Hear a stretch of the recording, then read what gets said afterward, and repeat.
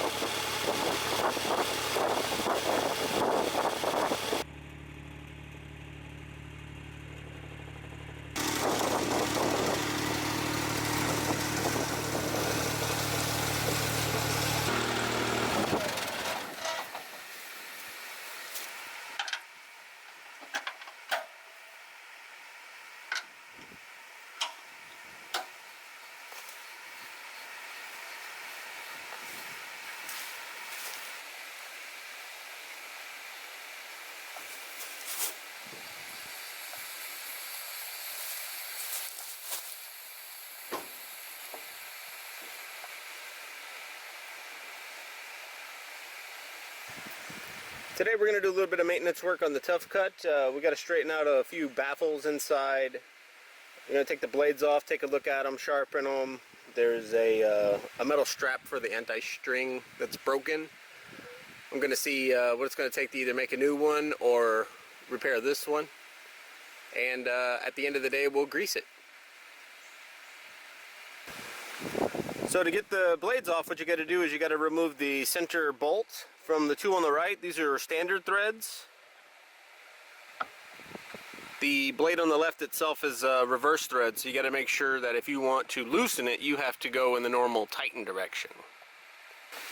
And since to take the blades off is so easy with an impact, I'm going to show you today what it's going to take if you don't have an impact at the house. I've got my 2x4 right here. What I'm going to do is I'm going to place it underneath the blade so that it won't rotate on me.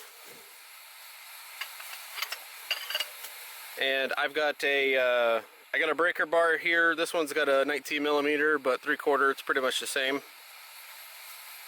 And then I have a handle for an aluminum jack that I have at the house, and I'm going to use that to make it easier to take these bolts off.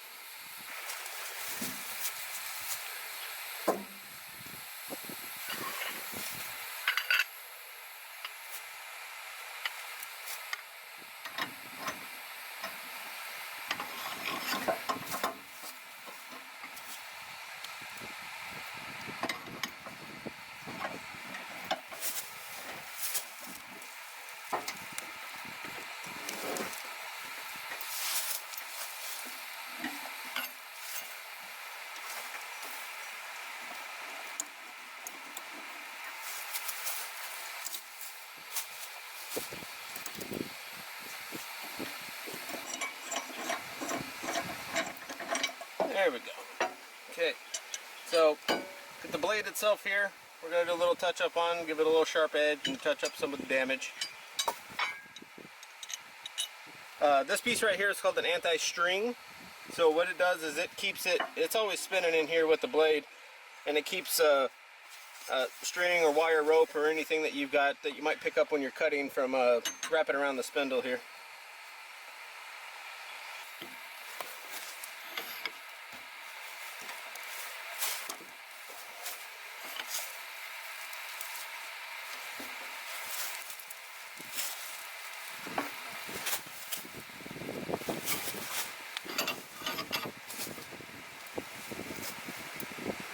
And obviously doing this with the impact's probably the simplest thing to do, but not everyone has enough for an electric or pneumatic impact, so there's plenty of ways to do things.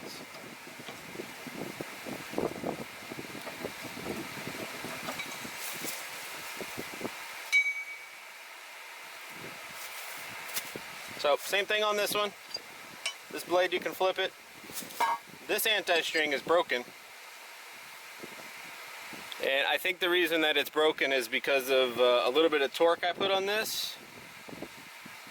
The blade itself is actually torqued enough and it's ripped it off. So you can even see this one. This one's got a big crack right here. So I think we're just going to replace it instead of trying to worry about fixing or making a new one.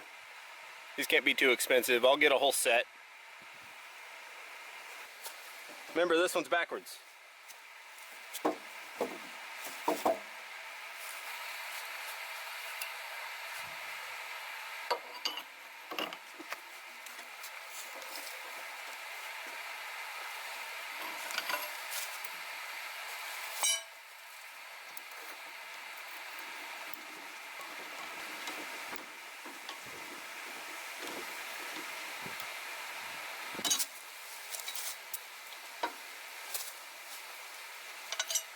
So here's the blade for this one. It's the same plate. It's the same plate for the anti-string, but the threads on this one are actually backwards. Compared to this one, the threads are the normal direction. So the one here on the left is reverse thread. So if I clean this one off, the last one I took off, you'll see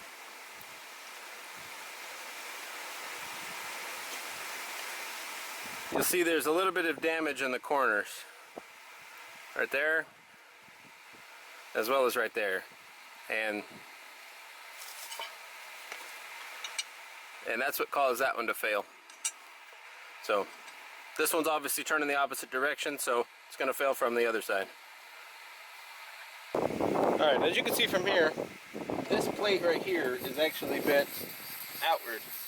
So I'm going to bend it back vertical, but what you got to make sure is the blades themselves aren't going to be impacted. And actually, now that I look at that, that's not going to be impacted at all. It sits well below that. So we're going to use a hammer and straighten this back out. I got my hearing protection on, so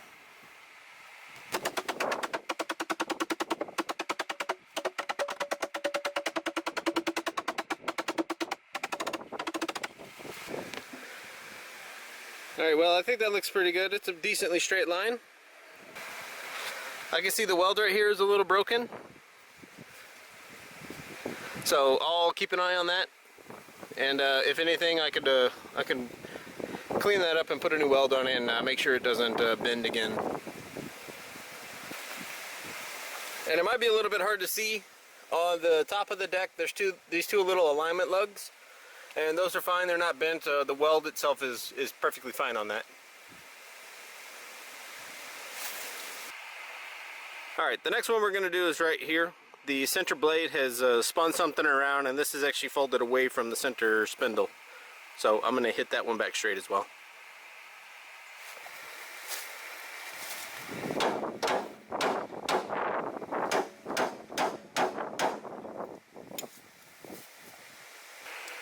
Alright, so that one there, whenever I try to straighten it back out, the entire baffle is moving, so I'm just going to leave it there. This blade and the one on the left don't do anything. They don't hit it, so I think that's perfectly fine how it is. Alright, this one here is a little bit bent. This blade has hit this before because I think the actual whole side of it has come closer while the blade was running. And then once you let off the pressure, it goes away and then it doesn't hit here anymore. I'm gonna straighten out this little ripple.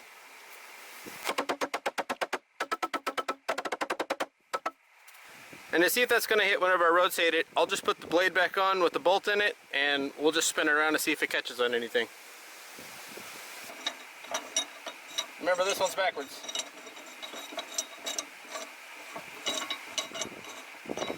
Okay, well, that's good enough. Since it's still loose, we can go ahead and just move it. We have plenty of space on each side.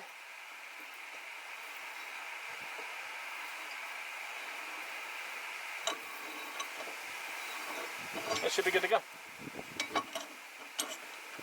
Same thing on this side. The blade itself is coming into contact with this because whenever you're working it, if something pushes on this metal, the blade will contact it. So you can see how easy that one flex. So it doesn't take much pressure when you're in a lot of thick brush to actually bend that in. So same thing on this one.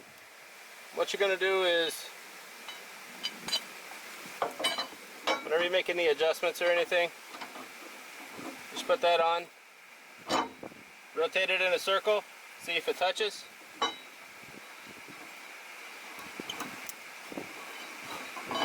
Good to go.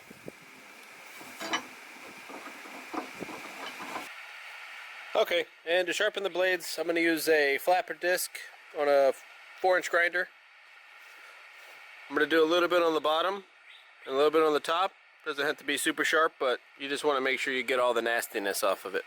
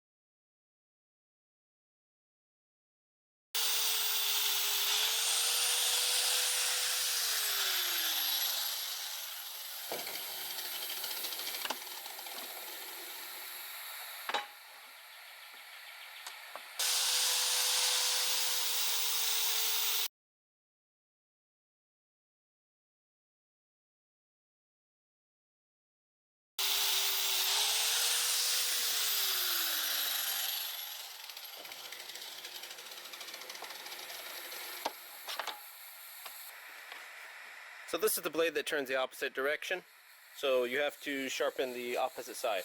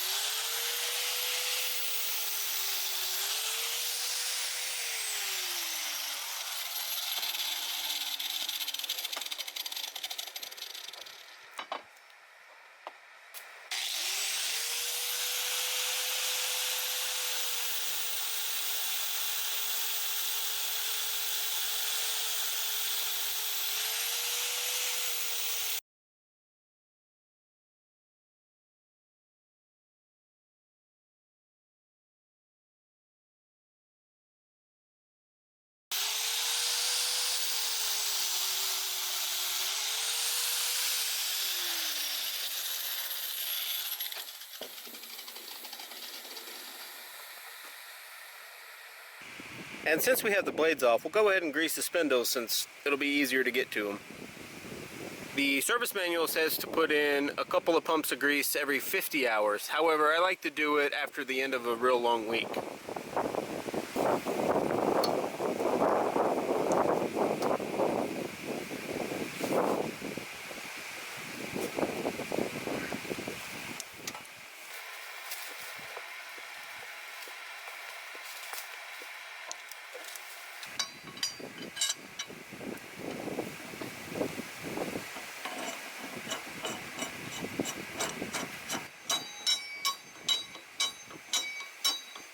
So the manual says to torque these to 80 foot-pounds or 108 Newton meters. So we'll do that now. Don't forget to use your piece of wood to stop the blade from turning.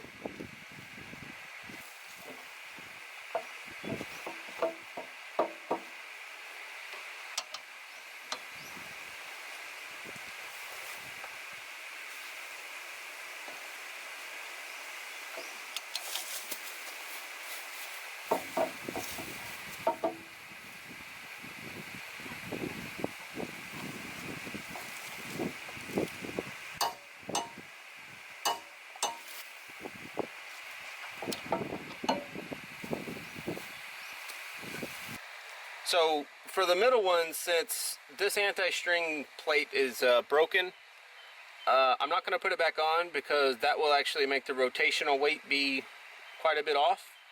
So the balance of the blades would do nothing. I'm going to leave it off. It should be fine.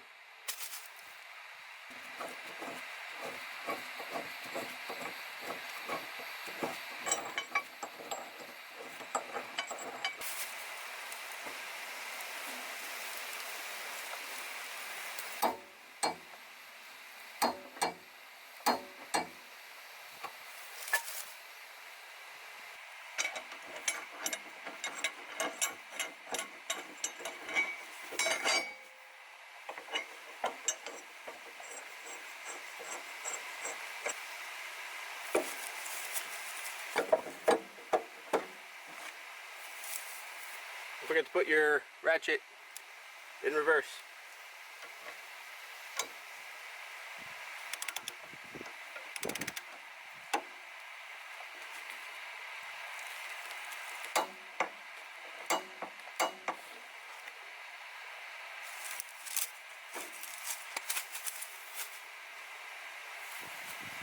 And then what we'll do is we'll go ahead and we'll check the blades and make sure none of them are interfering with each other.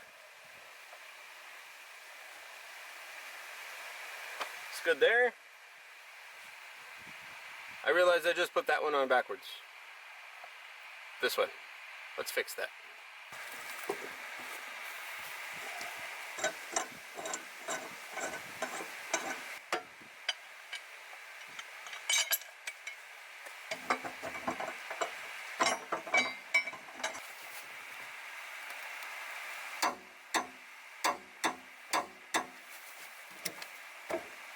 While you got it in the air, go ahead and give it some grease on the front caster wheels.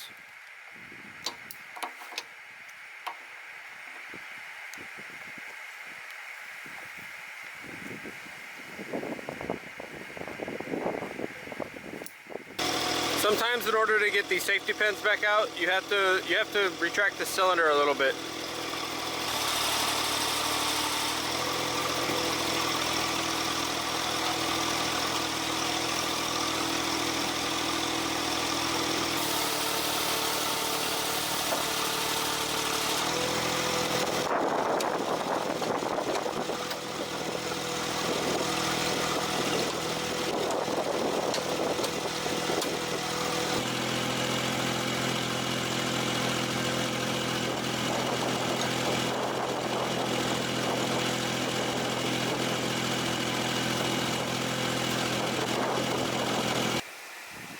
There's an access point so that you can grease the outside caster wheels as well.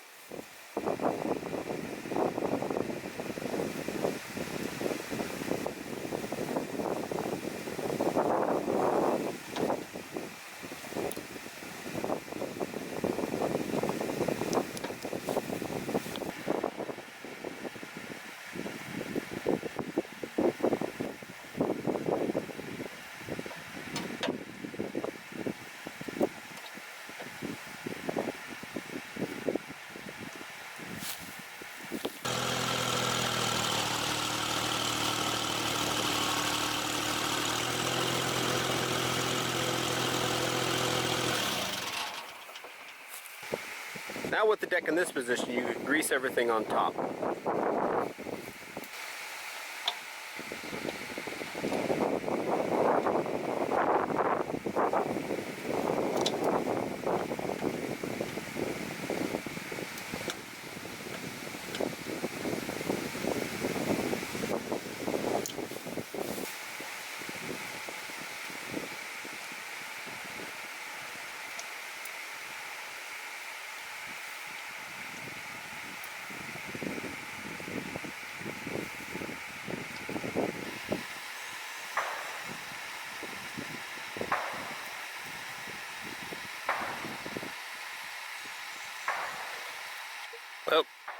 I was going to wait for my neighbors to stop shooting, but the last one to get is often forgotten.